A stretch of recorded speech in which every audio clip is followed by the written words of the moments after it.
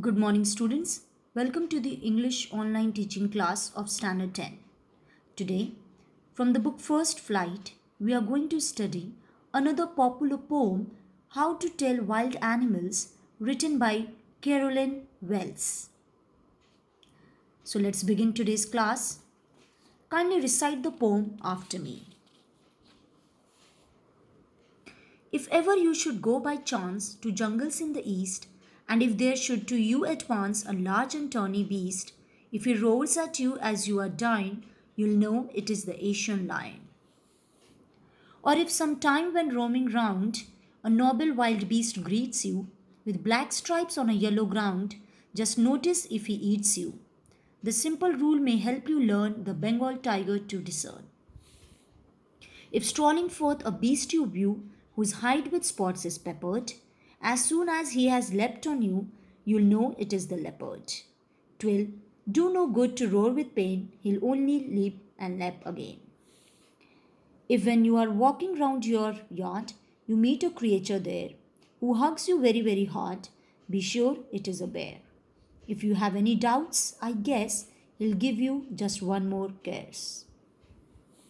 Though to distinguish beasts of prey, a novice might know plus, the crocodile you always may tell from the hyena thus. Hyenas come with merry smiles, but if they weep, they are crocodiles. The true chameleon is small, a lizard sort of thing. He hasn't any ears at all, and not a single wing. If there is nothing on the tree, 'tis the chameleon you see. So, this is the poem How to Tell Wild Animals, written by Carolyn Wells, a female poet and an American writer, born in 1862 and died in 1942. By nationality an American, and some of the famous books written by her are The Clue, Patty at Home. She is remembered largely for her popular mysteries, children's books, and humorous verse. Verse means poem. Therefore, a great prolific writer for over 40 years and was especially noted for her humor, and she was a frequent contributor of nonsense verse. Now let's see the theme of the poem. That is the central idea. The poem How to Tell Wild Animals by Carolyn Wells revolves around the dangerous ways to identify the wild animals. The poet tries to distinguish one animal from the other in a humorous way. The poet suggests that it is very risky to be in such a close contact to these wild beasts. This poem is thus very educative as it tells us about various features of wild animals. Now let's see the tone of the poem. The poet treats even ferocious animals and beasts with a coat of gentle but weird humor. Therefore, the poem is really humorous and witty. This piece of literature is not only fun to read but also gives a great deal of knowledge to the readers. Rhyme scheme of the poem. The poem consists of 6 stanzas with 6 lines each, and it has a rhyme scheme of AB, AB, C, C. Now let's start with the explanation of the poem stanza wise. First stanza. If ever you should go by chance to jungles in the east, and if there should to you advance a large and tawny beast, if he roars at you as you are dying, you'll know it is the Asian lion. Let's see with the important word meanings from this stanza, children.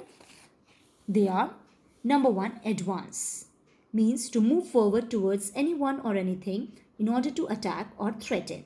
Number 2, tawny, that means brownish yellow in color. Next, beast, that means a dangerous animal. Now let's see the explanation here. The poet here cautions the readers against the wild animals found in the jungle. He says that if by chance you happen to go to any forest in the east, you are likely to encounter a huge and terrible animal moving forward towards you. You will notice that it is brownish yellow in color. And if that beast roars loudly at you and you feel that you are going to die due to fear, then you will come to know that it is the Asian lion. Next, stanza 2. Or if sometime when roaming round a noble wild beast greets you with black stripes on a yellow ground, just notice if he eats you. The simple rule may help you learn the Bengal tiger to discern. Let's see the important word meanings here, children. Noble over here means very impressive in size. Ground means background, and discern means to identify. Now let's see what does this stanza mean. The explanation here. The poet says that it is very likely that while roaming in the forest, you are greeted by a wild beast. This wild animal is very impressive in size and his majestic body is covered with black stripes on a yellow hide. The poet cautions that if the readers notice this beast and if he eats them, then this simple rule will teach them that it is a Bengal tiger. Let's see the stanza 3. If strolling forth a beast you view, whose hide with spots is peppered, as soon as he has leapt on you, you'll know it is the leopard. 'Twill do no good to roar with pain, he's only leapt and leapt again. Now stanza 3. Over here, let's go with the word meanings first. Strolling here means to walk somewhere in a slow, relaxed way. Forth means forwards. Hide means in the form of noun in the poem. It means animal skin. Peppered, covered with spots, and leapt means to jump high on a long way. Let's see the explanation. The poet here helps the readers to identify a leopard. He says that if you happen to walk in the forest, you might encounter a beast with spots on his skin.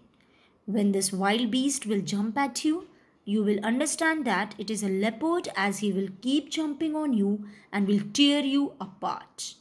Moreover, it will be of no use then to shout or cry with pain, because he will continue pouncing on you. So be careful and don't allow it to leap on you. Now let's see stanza 4.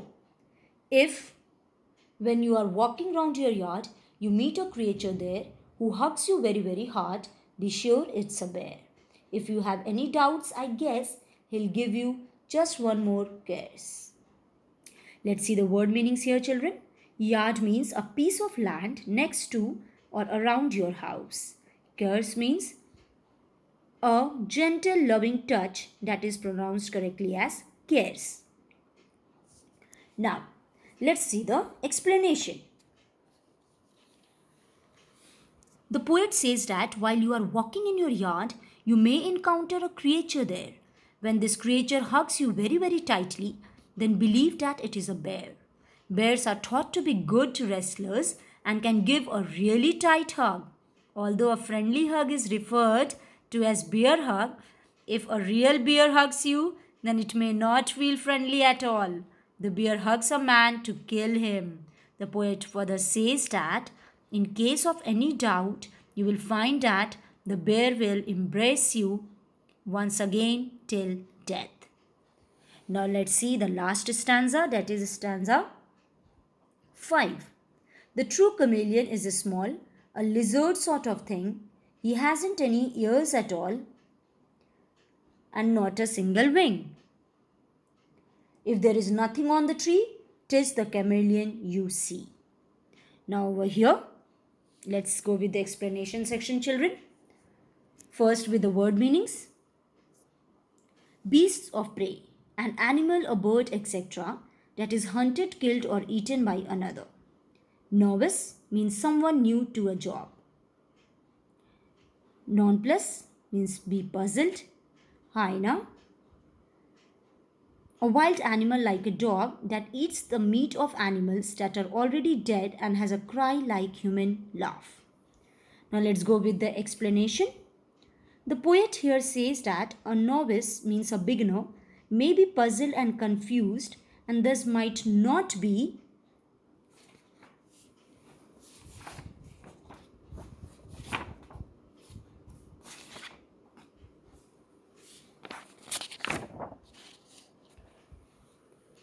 able to distinguish between the different wild animals. Hence, the poet helps to differentiate the crocodile from the hyena. He says that a hyena always laughs as it swallows its victim. A laughing hyena's voice resembles humans' laughing sound. A crocodile, on the other hand, is said to shed tears while eating its prey. The poet thus wants the readers to not wait for a hyena to laugh or for a crocodile to weep. Now the sixth stanza, that is the last stanza of the poem. Sorry children, as I told earlier, stanza 5 as the last stanza. No, stanza 6 is the last stanza of the poem. Word meanings: chameleon, a small lizard that can change color according to its surrounding. And "tis" over here in the poem means this. Let's go with the explanation. The poet describes a chameleon in this stanza. He says a chameleon is a small garden lizard. It doesn't have ears or wings. The poet further says that if you are able to see a thing on the tree, then chances are that a chameleon is sitting there. A chameleon is an expert at camouflage. It changes color as per its surroundings and it is therefore difficult to see. This capacity of chameleon helps the lizard in saving it from hunters. So here I end the explanation of the poem, children. And now let's see the moral of the poem. What actually is the moral of the poem? The poet here describes unique qualities of lion, tiger, leopard, bear, crocodile, hyena and chameleon. She is educating us by describing the various features of wild animals, the ways to identify these animals in a humorous way. That's all for part 1 of this video, children. In part 2, I will deal with the extra notes from this poem. Thank you.